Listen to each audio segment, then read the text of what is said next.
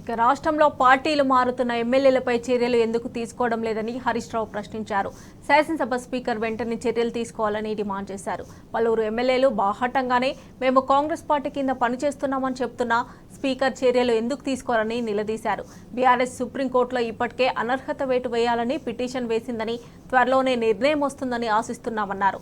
Party మారిన ఎమ్మెల్యేలపై శాసనసభ speaker వెంటనే అనర్హత వేటు వేయాలని డిమాండ్ చేశారు. చర్యలు తీసుకోవాల్సింది సంజయ్ గారి మీద కదా. ఇలా సంజయ్ గారు ఓపెన్ గా నిన్న మీటింగ్ లో ఏం చెప్పారు, కరీంనగర్ లో నేను కాంగ్రెస్ పార్టీ తరఫున పని చేస్తాను, సభ్యత్వ నమోదు చేస్తాను, కాంగ్రెస్ పార్టీలో నేను సభ్యత్వం తీసుకొని కాంగ్రెస్ పార్టీ కోసం పనిచేస్తా అని ఓపెన్ మీటింగ్ లో మంత్రుల ముంగట, ఐఏఎస్ అధికారుల ముంగట, మీడియా ముంగట, స్పీకర్ గారి దగ్గర మా యొక్క డిఫెక్షన్ పిటిషన్ సంవత్సరం నుంచి పెండింగ్ లో ఉంది. తక్షణమే సంజయ్ని అనర్హుడిగా ప్రకటించాల్సిన బాధ్యత స్పీకర్ గారి మీద ఉంది.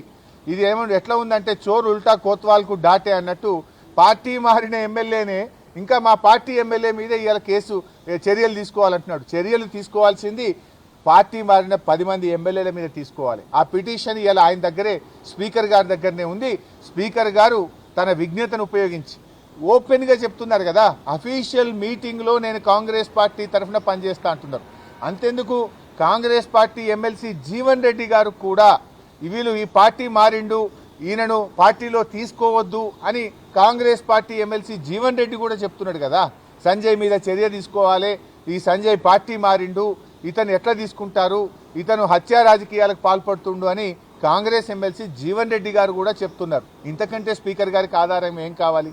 అటు కాంగ్రెస్ ఎమ్మెల్సీ చెప్తున్నాడు, స్వయంగా పార్టీ మారిన సంజయ్ కూడా నేను కాంగ్రెస్ పార్టీ కోసం పనిచేస్తానని మాట్లాడుతుంటే ఇది open shut and mouth case.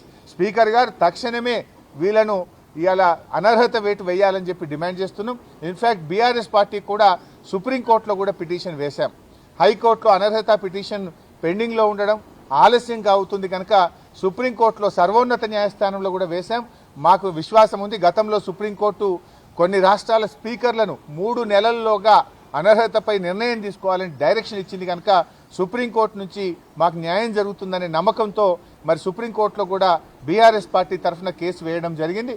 త్వరలోనే సుప్రీంకోర్టు నుంచి కూడా ఆదేశాలు వస్తాయి, న్యాయం నిలబడుతుంది, అనర్హత వేటు వీరి మీద పడుతుందనే నమ్మకం మాకుంది. ప్రజల పక్షాన్ని అడిగాడు కదా. నేను బీఆర్ఎస్ పార్టీ బట్టలిప్తా అని డాక్టర్ సంజయ్ గారు మాట్లాడితే, నువ్వు గెలిచిందే బీఆర్ఎస్ పార్టీ మీద, నువ్వు గెలిచిందే కారు గుర్తు మీద, నువ్వు గెలిచిందే కేసీఆర్ బొమ్మ పెట్టుకుని నువ్వు ఏ పార్టీ తరఫున మాట్లాడుతున్నావని కౌశిక్ రెడ్డి గారు అడిగారు. దానికి ఆయన సమాధానం చెప్పాలి కదా.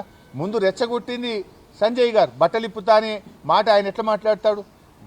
నిజంగా నిజాయితీ ఉంటే నీకు రాజీనామా చేయి, ఎమ్మెల్యేగా రాజీనామా చేసి నువ్వు ఉప ఎన్నికల్లో కాంగ్రెస్ పార్టీ తరఫున గెలిచి అప్పుడు మాట్లాడితే దానికి ఒక శాంటిటీ ఉంటుంది. బీఆర్ఎస్ పార్టీ కారు గుర్తు మీద గెలిచి బీఆర్ఎస్ పార్టీనే మరి బట్టలిప్పుతా అని మాట్లాడినప్పుడు సహజంగానే మరి ఒక కార్యకర్తగా, ఒక బీఆర్ఎస్ పార్టీ ఎమ్మెల్యేగా కౌశిక్ రెడ్డి ఆయనను ప్రశ్నించాడు. దాంట్లో తప్పేముందండి?